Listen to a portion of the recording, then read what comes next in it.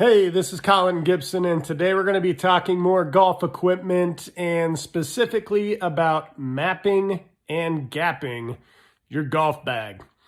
And so I see it all the time at my private club that I belong to is people, if it seems like golfers really don't know exactly how far they hit their irons or their hybrids or their fairway woods, and that there may not be kind of a distinct and equal gap between each of the clubs in their bag. And so really, what I recommend and what I do with my bag is you plan out, what conglomeration of clubs you're going to have in your bag first. What do you need to play at your home course? What do you need to play well? So are you going to carry a hybrid, or are you like a long iron type of guy? Do you like to carry 2 wedges or 3 wedges or 4 wedges? So you need to think about that first, and then you need to get on a launch monitor and have all your clubs mapped and gapped, meaning how far do you want to hit your 7-iron? And you get that adjusted, and then you go forward and backward in the set until you can hit every yardage on the course that you need. Well, pretty much every yardage on every course. And so to do that, you just need a launch monitor and somebody with a Mitchell Liloft machine to get everything set up. And so it's pretty easy to do. Your local club fitter can do it. Your golf pro can do it. Anybody can do it, but sometimes it takes some time, and sometimes it takes, somebody to make some good decisions on what's the best, because a lot of mapping and gapping is done off of ego.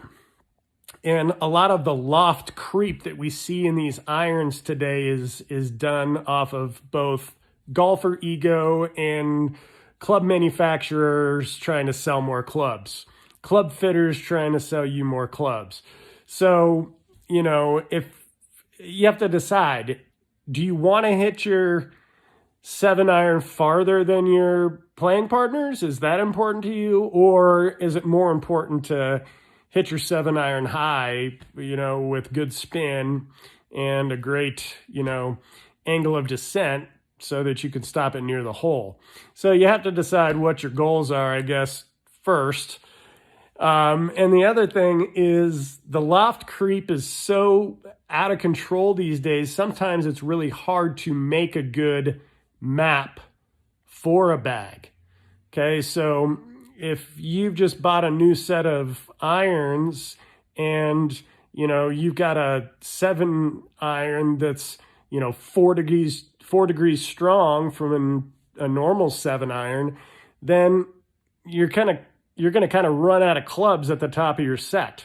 Okay. Or you're going to have to make some significant gaps towards the lower end of your set in order to hit all the yardages. And so that's also something to think about, whether you want to kind of swallow your pride and maybe just hit a normal, 7-iron, or if you still want to keep that strong 7-iron and maybe carry another wedge or something to make up the difference. So that's something that you need to do with your club fitter, but it's pretty easy to do, but it's absolutely necessary.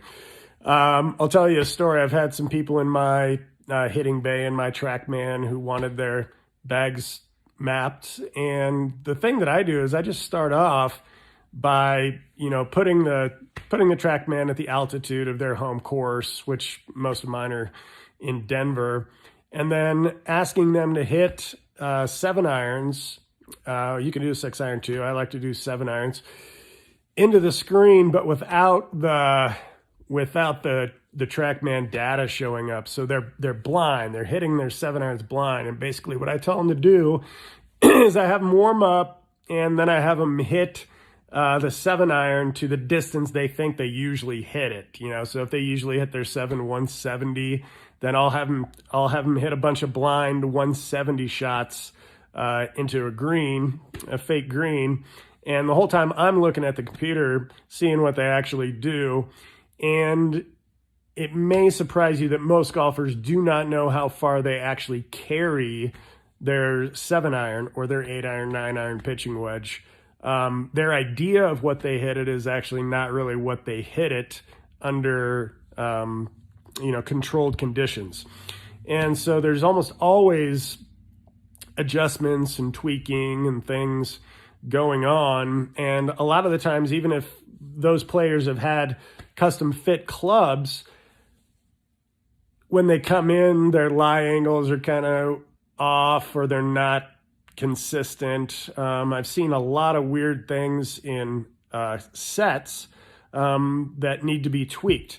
Now, some of that's due to just poor club fitting, but some of it's due to them not having their lofts and lies and their maps and gaps recalibrated every year. You have to recalibrate those every year because especially if you take a big divot, if you have a steep attack angle with your irons, at the end of 40, 50, 60 rounds at the end of the year, your lie and loft is going to be different on that 7-iron, and you're going to be hitting at a different distance, trajectory, spin, descent angle than you were at the beginning of the year. So you have to have that stuff recalibrated pretty much every season if you play quite a bit in order to make sure that it stays current and that you're able to hit your yardages and, stick the ball within 20 feet of the hole.